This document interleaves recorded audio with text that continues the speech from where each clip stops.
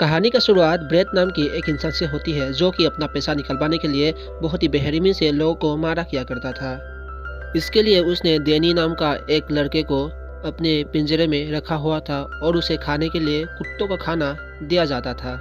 बाहर ना जाने की वजह से उसकी दिमाग कभी भी विकास ही नहीं हुआ और उसकी गले में एक पत्ता थी और उसे वो जब भी खुलता था तो वो लोगों को कुत्ते की तरह मारा किया करता था।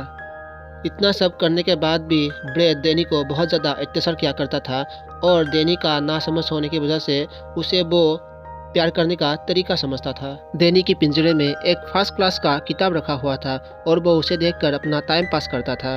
अगले दिन वो लोग फिर से काम पे निकल जाती है और इस बार उन लोगों की टारगेट एक बहुत बड़ा व्यापारी था। वो बाकी व्यापारियों की तरह बिल्कुल भी नहीं था और उसको डेनी की कॉलर ट्रिक के बारे में भी पता था और इसीलिए ब्रेट को वो लोग डेनी के पास जाने ही नहीं दिया और वो लोग ब्रेट को बहुत बुरी तरह से मार रहा था। लेकिन डेनी वो सामने बस देखकर यह सोच रहा था कि आखिर वो करे तो करे क्या। लेकिन ब्रेट ने किसी तरह से खुद को बचाते हुए डेनी का पत्ता खोल दिया और उसका पत्ता खुलते ही वो लोगों को बहुत ही बुरी तरह से मारने लग गया। वही डेनी का ये काबिलियत देखकर वेट को बहुत ही हैरानी हुई क्योंकि वो एक अंडरग्राउंड रेसलिंग का मालिक था जो कि डेनी के जरिए पैसा कमाने का एक नया तरीका मिल गया था। सभी आदमियों को पीटने के बाद वो लोग बाहर आते हैं लेकिन तब भी ब्रेट डेनी को ही दोषी दे रहा था जबकि डेनी ने ब्रेट का जान बचाया था लेकिन तब भी डेनी उसको ही बुरा वाला कह रही थी। डेनी को अच्छी तरह से डांटने के बाद वो लोग अपने कामों की आखिरी जगह पर गई जो कि एक एंटिंग वेयर हाउस था। ब्रेट पिछली बार की तरह मार नहीं खाना चाहता था इसलिए वो डेनी को एक वेयर हाउस में रोका कर एक अलार्म पर नज़र रखने को कहा। अगर वो अलार्म जली तो उसे ब्रेट को बचाने के लिए आना होगा। वेयर हाउस में इंतजार करते समय डेनी की नज़र एक पियानो पर पड़ी जो कि उसकी बुक में भी था और वो उसके पास जाकर पियानो की बटन दबाने लग जाती है। उसी वक्त उस कमरे में सैम नाम का एक अंधा आदमी आ गया जो कि डेनी का पियानो बजाने का रोसी देखकर वो उसको पियानो बजाने में मदद करने लग जाती है। डेनी अब पियानो बजाने में मग्न हो गया लेकिन डेनी का चुप्पी पर सैम को कोई तकलीफ नहीं हो रही थी इसलिए वो डेनी को पास में लगे हुए घड़ी पर ध्यान देने को कहा और जब वो घड़ी की तरफ देखता है तो वो उसको अलार्म की याद आती है और जब वो अलार्म को देखती है तो अलार्म तो पहले से ही जली हुई थी और जब वो उस कमरे में गई थी हालांकि ब्रेट और उन लोगों ने सबको हरा दिया था लेकिन उन लोगों को बहुत ज़्यादा चोट आ चुकी थी। अपने बेस पर वापस आने के बाद ब्रेट डेनी को बहुत ज़्यादा गाली दे रही थी और साथ ही उसे फिर से पिंजरे में बंद कर देती है। थोड़ी देर बाद ब्रेट को मिलने के लिए वेट वहां पर आया जो कि पैसा कमाने का बहुत अच्छा ऑफर लेके आया था। दरअसल वो डेनी को उस अंडरग्राउंड फाइटिंग रिंग में लड़वाना चाहता था और ये एक डेथ गेम था जिसमें डेनी उन लोगों के लिए बहुत ज़्यादा पैसा कमाएगा या उस रिंग में ही लड़कर मर जाएगा। पैसे की बात सुनकर ब्रेट इस ऑफर के लिए मान जाती है। अगले दिन डेनी को लड़वाने के लिए रिंग में ले जाया गया और उसके सामने एक ऐसे फाइटर को ले आया गया जो कि 3 साल से लगातार जीत रही थी और सभी लोगों ने उस फाइटर पे ही अपना सारा पैसा लगाया हुआ था। पर मैच शुरू होते ही डेनी ने उस रेसलर की गले पर 3 बार मुक्का मारकर उसे वहीं पर मार दिया। वो डेनी पर बहुत ज़्यादा खुश हो गया और उसने डेनी का जीता हुआ पैसा ब्रेट को दे दिया। पहली बार डेनी के काम पर ब्रेट को खुश हुआ इसलिए वो डेनी को कहती है कि तुम्हें जो चाहिए वो तुम मांगो। जब डेनी कहती है कि मुझे पियानो चाहिए लेकिन तभी ब्रेट उस चीज़ के लिए मना कर देती है। लेकिन तभी अचानक एक ट्रक ने उन लोगों की गाड़ी को ठोक दिया और ये वही व्यापारी का काम था जो कि पिछले दिन डेनी ने उसको पीटा था और वो उन लोगों से बदला लेने के लिए आई हुई थी। और तभी उन लोगों की आदमी उस गाड़ी पर अंधाधुंध गोली बरसाने लगती है। ब्रेट तो उस गोली में मर जाती है लेकिन डेनी एक गोली लगने के बाद भी जिंदा बच निकलती। ब्रेट के मौत के बाद डेनी के पास अब कोई घर नहीं था इसलिए वो उसी पुरानी वेयर हाउस में जाती है लेकिन तभी उसका मुलाकात फिर से सैम से हो जाती है और सैम डेनी की आवाज़ों से ही उसको पहचान लेती है।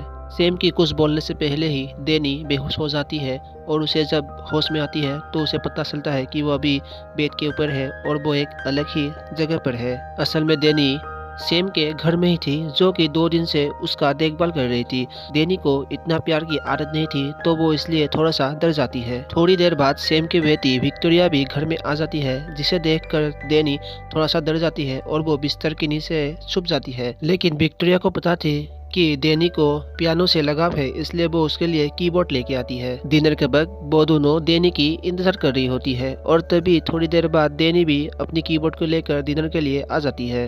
लेकिन उसने आज तक लोगों के साथ बैठकर खाना नहीं खाया था, इसलिए विक्टोरिया उसे ठीक तरह से खाना खाने का तरीका बताती है।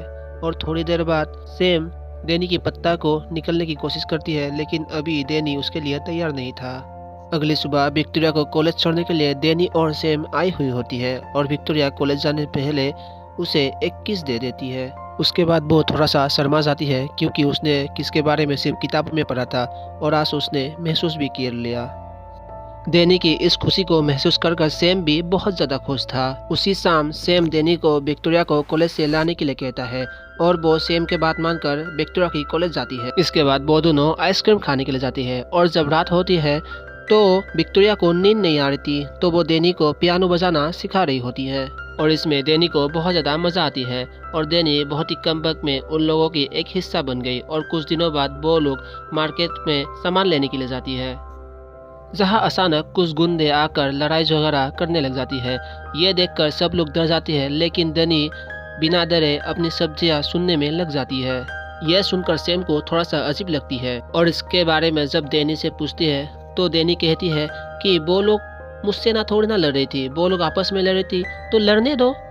सैम को डेनी के ये जवाब भी थोड़ा सा अजीब लगा, तो इसलिए वो उसके बीते हुए कल के बारे में पूछती है। तो डेनी उसको उसकी पास के बारे में बताती है, तो सैम को पता चलता है कि उसको मासूमियत की इस्तेमाल करके वो लोग उसका इस्तेमाल किया करते थे। अगले कुछ दिनों में वो लोग एक परिवार की तरह रहने लग गए थे और डेनी ने विक्टोरिया को अपने पत्ते को हटाने का परमिशन भी दे दिया था।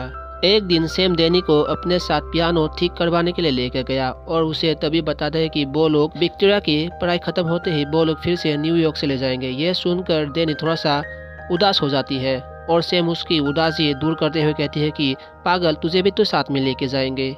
काम खत्म होने के बाद सैम डेनी को उसका आधा पैसा दे देती है और वो पैसे मिलते ही सबके लिए तोहफे खरीदने के लिए चले जाती है। और जब वो घर वापस जा रही थी तो उसकी टकराव एक इंसान से होती है जो कि ब्रेड के लिए काम किया करता था और उसने डेनी को बताया कि ब्रेड अभी भी जिंदा है और वो तुम्हें पागलों की तरह ढूंढ रही है। और डेनी भी वापस जाना चाहता था क्योंकि उसकी माँ बाप के बारे में ब्रेड से उसे कुछ पूछना था।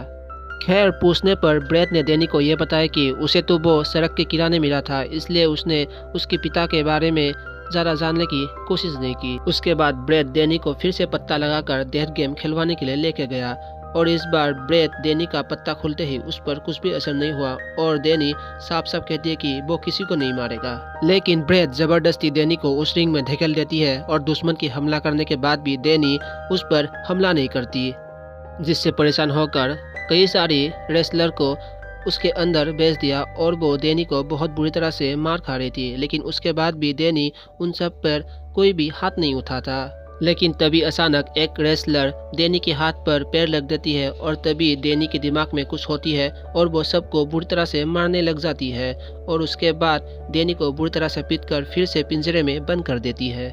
उधर सैम और विक्टोरिया डेनी को लेकर काफ़ी ज़्यादा फिक्र थी क्योंकि उसके पास उसका कोई अता पता नहीं था और यहाँ मौका मिलते ही अपने पिंजरे से बाहर निकलकर ब्रेड की ऑफिस पहुँच गया, जहाँ पर उसे कुछ तस्वीरें मिली और उस तस्वीर में उसने खुद को जल्दी ही पहचान लिया और उस तस्वीर में वो अपनी माँ के साथ था जो कि एक पियानो में बैठी हुई थी।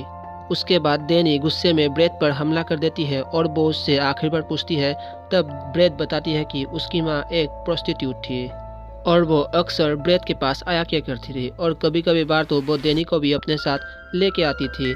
लेकिन कुछ दिनों बाद ही ब्रेड को उसकी माँ से प्यार हो गया और उसकी माँ की एक बीमारी की वजह से मौत हो गया, इसलिए वो डेनी को अपने साथ रख लेता है। अगले दिन वो लोग जब काम पर जा रही थी तो डेनी को फैमिली नाम सुनाई थी, तो उसे सैम और विक्टोरिया के बारे में याद आती है और वो तुरंत ड्राइवर पर हमला कर देती है, जिसकी वजह से उन लोगों की गाड़ी पलट जाती है।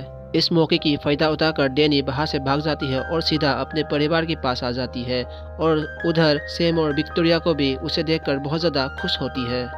जब डैनी ने अपनी माँ के बारे में उन लोगों को बताया तो उन लोगों को भी बहुत ज़्यादा दुख हुआ।